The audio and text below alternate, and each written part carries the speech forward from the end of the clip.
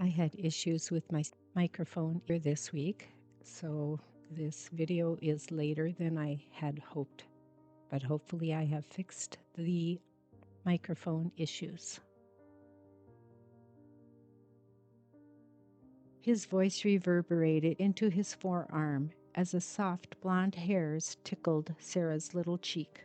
Noticing that he didn't push her away, Sarah felt more confident as she snuggled into the left side of his body.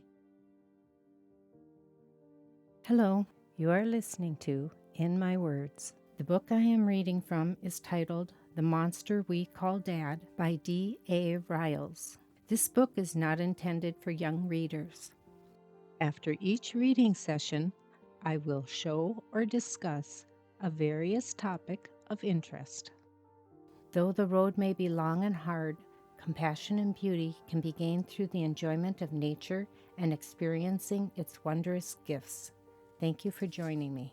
I appreciate all of you who are watching my videos. I never expected doing this at this stage of my life, but when circumstances demand, then it is important for me to create income where I can. Leaving a comment will help my videos get noticed more in the future and allow other people to view them. Also, purchasing one or all 3 books will be very helpful. Thank you for your time and consideration. My newest book is out, titled The Sensitives. You can find it at Amazon.com under The Sensitives by D.A. Riles. Chapter 36, Christmas. As Dad continued gardening people, the children's punishments were less harsh and less frequent. Things seemed to be settling down a bit, not as a normal family, but as normal as Sarah's family could get at the time. It was the week before Christmas. The children were on Christmas vacation when Dad did something that surprised all of them.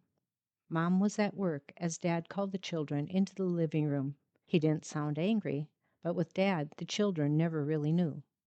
5 of the 6 children came into the room. Melody was sleeping soundly in Mom and Dad's bed. Dad had a book in his hands. "All of you come and sit on the couch," said the voice coming from Dad. Quizzically, he looked at the children, for he saw fear in their eyes. He couldn't figure it out, but he let it pass. The children did as they were told. Dad pulled Sarah and Johnny onto his lap and proceeded to open a book. It was called "'Twas the Night Before Christmas." He began to read. "'Twas the night before Christmas, when all through the house." The children were dumbfounded, not understanding why Dad was being so nice. Nevertheless, they stayed seated and listened to this different Dad read. For some reason, Sarah felt safe with this Dad. She liked the soothing timbre of his voice as she leaned her small, curly head on Dad's left arm. His voice reverberated into his forearm as the soft blonde hairs tickled Sarah's little cheek. Noticing that he didn't push her away, Sarah felt more confident as she snuggled into the left side of his body, just as Johnny was doing the same on Dad's right side. An unexplained feeling of exhaustion suddenly passed over Sarah's overwhelmed small body. She didn't want to fall asleep, not yet, not when this Dad was almost never present. Feeling heat radiate from Dad's well-defined arm, Sarah tried hard to focus on anything else, but sleep continued to pull at her eyelids. Looking at the second hand of Dad's watch, Sarah saw it sweep over the small silver markings, which indicated what time it was. There were no numbers on the watch, just the silver markings. Listening to the soft hum of Dad's watch, with its stretchable, linked silver metal band, began to soothe Sarah even further. Taking her tiny fingers gently, she pulled on the band. It stretched out and then went back into place again. Her eyes were getting heavier, her breathing deeper. Taking in the musky scent of Dad was good. She desperately wanted to remember everything that she could about this time with him, for she knew it probably would never happen again.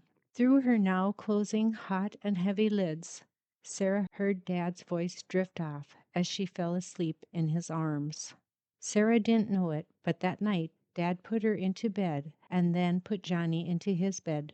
The night was blissful. However, it never happened again. It was a good memory of Dad, and Sarah would keep it forever.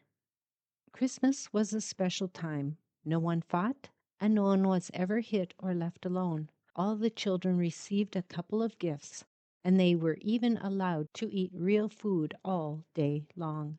The meals were grand. Many times they consisted of turkey, ham, potatoes, apples, pie, nuts, and even all the candy you wanted to eat. What a day! It was too bad, however, that those days were few and far between.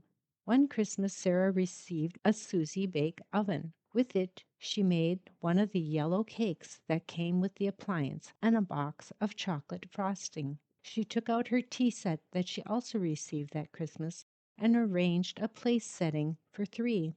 She asked Mom and Dad to come over and eat this meal that she had set up for them. They had milk and cake together. Sarah liked that day very much. She knew that there would be no retribution, nor would there be any fighting. Dad was so nice on that day that Sarah tried to make it last as long as possible. She took advantage of the nice dad and would even ask him to take time to be with her, which is what he did. Please like, share, and subscribe. I look forward to having you join me again next time, where I will show another topic. And I will continue to read from the book titled The Monster We Call Dad by D.A. Riles, which you can purchase from Amazon.com. Thank you for having joined me. My newest book is out, titled The Sensitives. You can find it at Amazon.com under The Sensitives by D.A. Riles.